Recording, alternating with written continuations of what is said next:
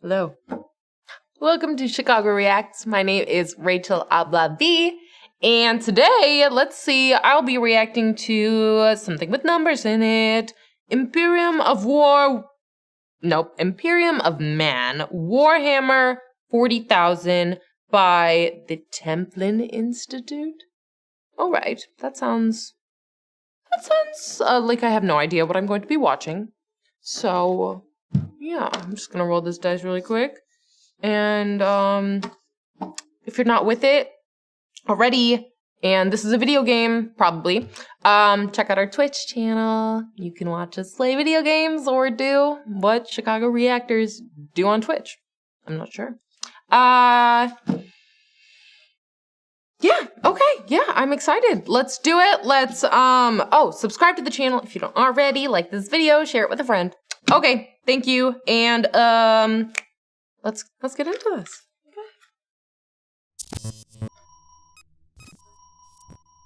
Okay, lots of,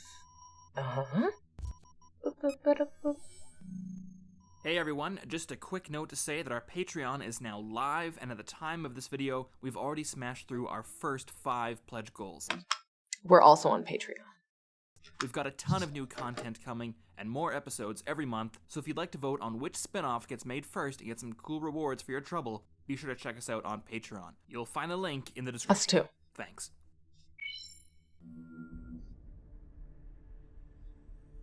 Imperium of Man.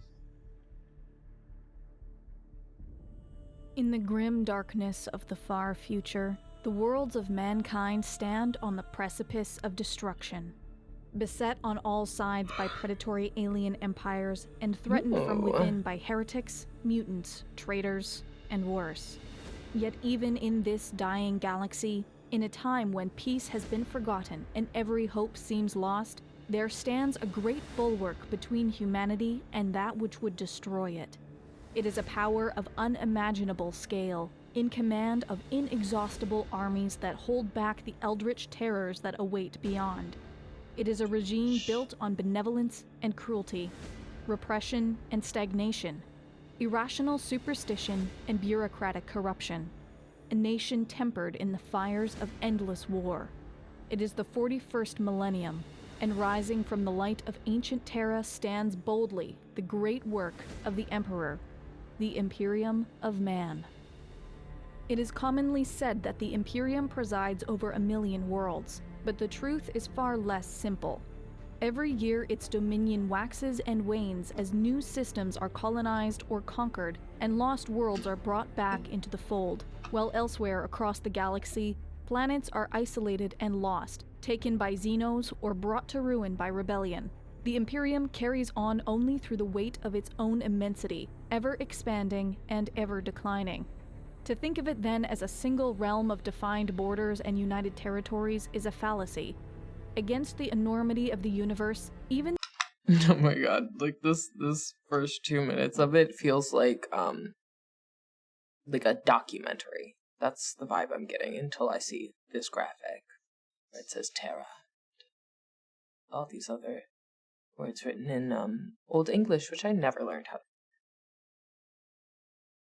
Okay, let's get back to true facts about the Imperium of Man.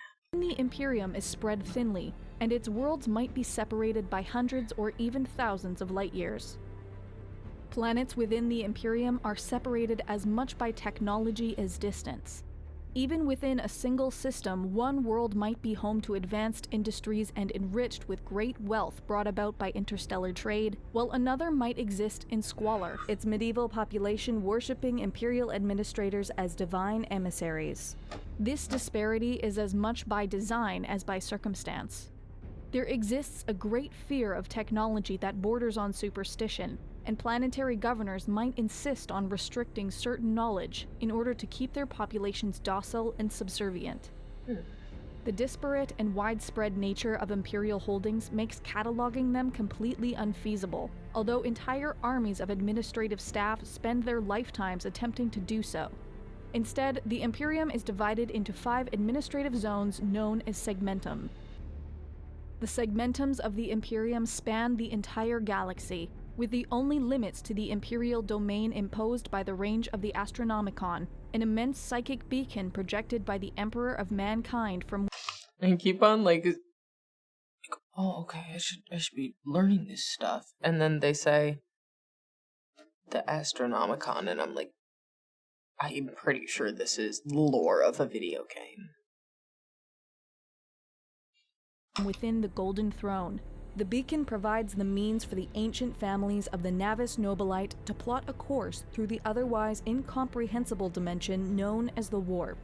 This nightmarish realm is the primary method used by the Imperium for faster-than-light travel, and remains so vital that should the Emperor fail and the light of the Astronomicon be severed, then the Imperium would quickly collapse into chaos and darkness. The Emperor of Mankind remains the formal sovereign of the Imperium, although in the millennia since his body was shattered and entombed within the Golden Throne, the rule of mankind has fallen instead to the Council of the High Lords of Terra.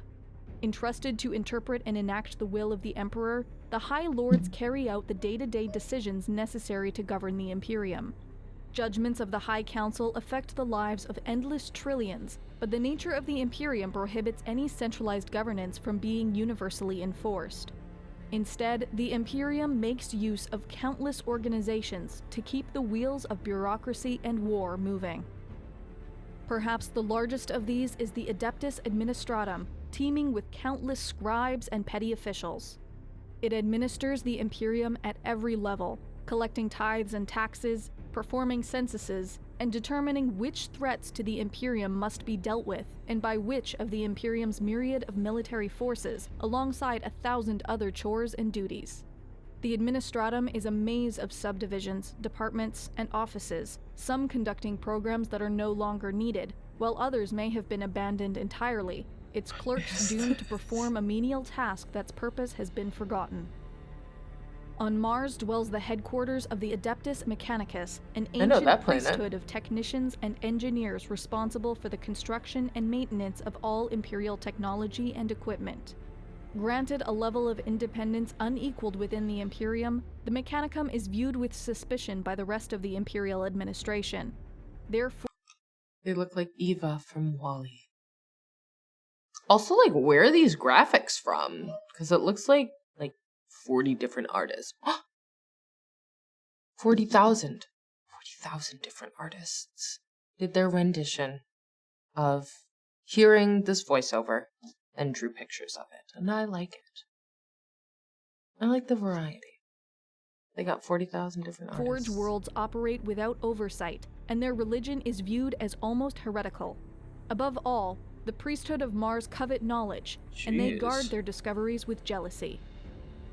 Binding the Imperium together through faith is the Adeptus Ministorum, okay, the that's video game ecclesiastical graphics. hierarchy of the Imperial cult, which spreads the universal worship of the God Emperor of Mankind.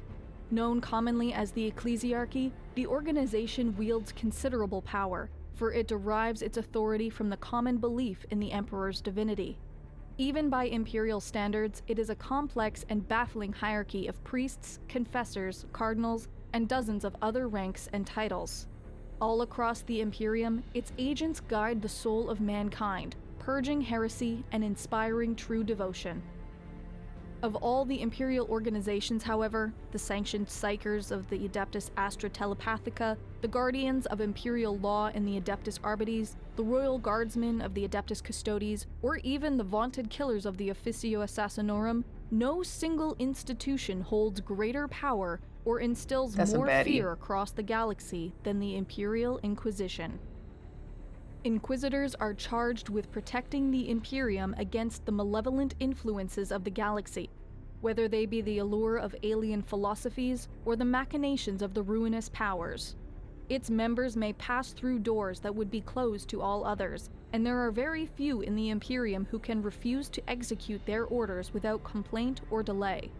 The Inquisition operates outside of the control of even the High Lords of Terra, and answer only to the Emperor and themselves. While such organizations have wide-reaching authority, their direct involvement in the governance of individual planets and star systems is relatively What are the uncommon. floating skulls? For as long as the Imperial tithe is paid and obligations and responsibilities are met, the Imperium is content to allow various Imperial commanders and planetary governors to rule their worlds, systems, or even sectors however they see fit. In this way, the Imperium resembles some manner of feudal confederacy, with a hierarchy of lords and vassals stretching from the lowliest page to the Emperor himself. Such a system, while effective at maintaining order and enforcing Imperial authority, means that very few worlds are governed in the same manner, and mobilizing these discordant vassals and feudal lords is often taxing and slow. It's Gryffindor. In a galaxy of carnage, it is by the will and strength of humanity's armies, rather than its bureaucrats, that has allowed the Imperium to endure for so long, while other powers have withered and failed. Mankind has always excelled in warfare, and the Imperium commands a vast array of powerful forces, rivaled by nothing else in the universe. The backbone of Imperial strength is the Astra Militarum, also known as the Imperial Guard. Consisting of countless millions of trained men and women, often armed with nothing more than a lasgun, a bayonet, and their faith in the Emperor, Imperial Guardsmen can be found in nearly every garrison and battlefield. They are the first line of defense and the focal point of any crusade. While the Imperial Guard musters countless armies, certain worlds have won great acclaim across the Imperium for the quality of their soldiers and the heroics of their regiments, their deeds and commanders entering the Imperial pantheon of legends. It is the superhuman Adeptus Astartes who have come to symbolize the might of the Imperium, Astartes! however. Elite I watched that warriors video. gifted with immense strength, size, resilience, and intellect. These Space Marines have inherited the traditions of the Emperor himself, and are one of the few forces available to the Imperium that can rapidly respond to a developing threat. The Astartes are divided between roughly 1,000 chapters, each with their own storied history and proud traditions. Though few in number, a squad of Space Marines can turn the tide of battle, while an entire chapter can shift the balance of a war. In space, the Imperium calls upon the great war fleets of the Imperial Navy. The starships it operates are legion, ranging from single-man fighters and bombers to ancient battleships capable of terrible displays of destructive power. In addition to its armadas, the Navy also operates colossal space stations, great ports, and distant anchorages, always at the ready to deliver the forces of humanity to the next grand it's like a battle floating zone. castle. The enemies of the Imperium are simply too many and too varied for any single organization to effectively combat, and there exist a great many specialized orders and detachments used in only the most specific or dire circumstances. The Grey Knights, the Death Watch, the Orders Militant of the Adepta Sororitas, the Skitarii Legions, and Collegia Titanica of Mars. The forces of the Imperium are as innumerable as their foes, and it is only through their ceaseless vigilance that the Imperium is sustained. In spite of its unlimited military potential, I still don't know if the Imperium are the good guys. I think that they probably are supposed to be, because they said they're foes. But the foes could be the good guys too. This is like a lot of information. My brain is processing. I'm digesting. during extreme circumstances when the price of retaking a world is simply too high, or the risk of spreading mutation, disease, or heresy too great, the highest authorities in the Imperium can order exterminatus. Through orbital bombardment, virus bombs, cyclonic torpedoes, or other instruments of extermination, a planet's biosphere is completely destroyed, along with all life on it. This terrible order is rarely given, and only as a last resort. Oh my god. If the Imperium has ever known an age of peace, then it is an era long forgotten. It was in war that the Imperium was founded, and through war it has endured. In the 30th millennium, from the terrors of the Age of Strife, when anarchy, war, and destructive technological regression brought man to the edge of extinction, there arose the Emperor. He served as a guiding hand that brought man back from the brink, and ushered Oh, that guy. What is that movie? Okay, so he looks like a polar bear, even though I know that's like a bird rat on his head. And I was like, what's the movie with the polar bear with the helmet on? Oh, The Polar Express. No. The Golden Compass. That's what that guy looks like to me. Even though that's definitely a bird on his head. Although it does look like a weasel. The Emperor. In a new golden age for all of humanity. Strength. Using his legions of Thunder Warriors, the ancient precursors of the Space Marines, global order was restored across Terra, and once again the planet became a hub of unceasing activity, production, and planning. Aligning himself with the tech priests of Mars, the Emperor and his legions set off across the galaxy in search of the Primarchs, 20 beings of extraordinary power crafted from the Emperor's own genetic material. Seized and hidden by the dark gods of chaos, over time each Primarch was found, and they joined the Emperor's great crusade as his most capable commanders, diplomats, and warriors. Tell me why when she said own genetic material, I was like, oh, they gotta be clones, right? No. They're probably his kids. I mean, they could be clones, but you can also be composed of somebody's genetic material by being their child. Oy. Thousands upon thousands of human worlds were liberated and united under the Imperium. But in Okay, this so they are the moment good of guys. triumph, as the Emperor worked in secret to bring about his greatest gift to mankind, the galaxy descended once more into chaos and war. Maybe not. War Master Horus, the favored son of the Emperor and greatest of his generals, was Child. manipulated Yep. by the dark Children. gods of chaos, and together with 9 of his brothers, split the Imperium in 2. When the Horus Heresy finally came to an end after 9 years of civil war, the traitor legions had been beaten and Horus slain. But the effort had laid waste to much of the Imperium, and the Emperor, mortally wounded in his last great confrontation with Horus, was sealed inside the Golden Throne, now physically broken with only his immense psychic will remaining. In the millennia since, the dream of the Emperor has wilted and died. The promise of knowledge and understanding has been replaced by ignorance and fear. Endless war is now the purpose of the Imperium, and each century brings grave new threats and short-lived triumphs. Orc warbands spread unchecked across the stars. That ship in the last frame. I was like, oh, it looks like the front of a train, kind of. But no, it reminded me of, you guys remember in the Jimmy Neutron movie? Don't they like fly on giant chicken toys? You might have to look this up. I think that I rewatched this movie like back during deep COVID.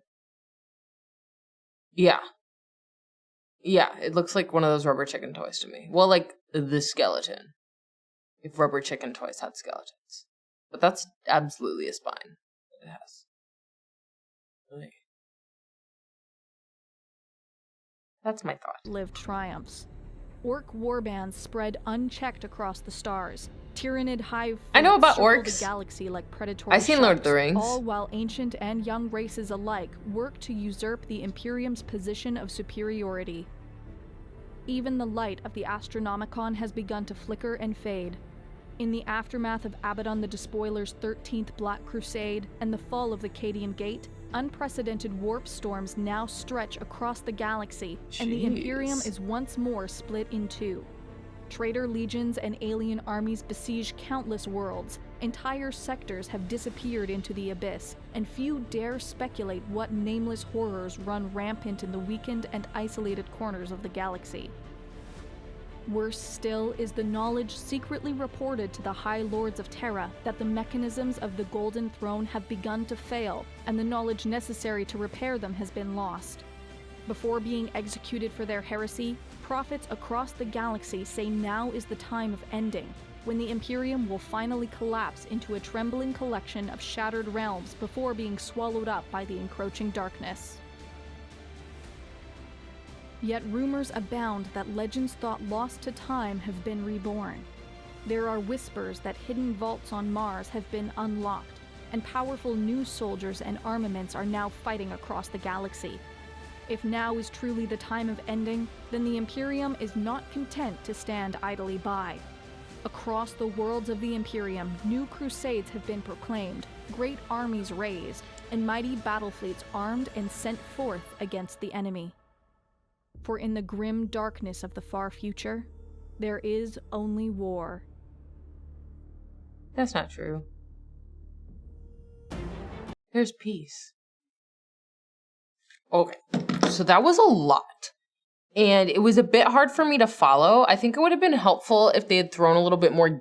I'm going under the assumption this is a video game. If they had thrown a little bit more gameplay in there, but I mean, like, obviously this is not a video for people who have never played this game or heard of it before. Yeah, it was heavy on the lore, which was interesting, but I think it would have, like... Because I'm, like, trying to remember what happened, and I'm like, that was a world history of a made-up world, and I have nothing to, like, anchor it onto, and I would have loved to see more gameplay to understand, like, as she's explaining these things, you, like, see somebody, like, the Emperor's getting his head chopped off or something like that, for a little bit more fun. Because they said that war is just a blast, and that's what they live for in that universe. War is bad, people. Thumbs down to war. Also, I read a tip that if a driver is being a dick to you, instead of flipping them off, give them a thumbs down because it'll make them feel like they're a kid and they've done something bad. Okay, that was pretty crazy. They said Astartes, which I saw, that was during my interview. And I'm, like, trying to remember it. I remember they, like, walked into this room and there's, like, a big egg and they put their hand on it or something. And then the egg woke up and, like, green goblins or something from Spider-Man 1 came out. Well, I remember there was like, blue lights and green lights. And in this one, there was all sorts of lights. And the chicken ships. And the guy who did not clone himself, but had children. Very interesting. I would like to learn a little bit more about it, because I think that would help to solidify what was in this video. Yeah, okay, that was pretty good though. If you have any information that's not what was in here, but can relate it to something that maybe I do understand, that would be helpful. And you could leave that for me in the comments. That would actually be pretty helpful. Da-da-da-da-da-da-da. You notice that I sing like that when I'm like, what should I say? I should probably just wrap this video because I appreciate you sitting here with me. Thank you. It's like we're two pals watching YouTube on a couch. Except we're both in chairs. And I have tea and maybe you have a beer. Or maybe you have a snack. And I hope that you would share your snack with me. I like chips. And I like ice cream. And in the summer, I like popsicles. I've been Rachel Oblovy. You can link with me on Instagram. The link is in the description box. Singing to kill time. Why am I killing time? Just wrap it. Okay, thank you. Thank you for sitting with me and dealing with me and enduring me and loving me. And I will see you soon. Especially if you subscribe to the channel, then you'll know when you can see me soon. Okay, cool. Catch you later. Peace out, and ta-ta for now.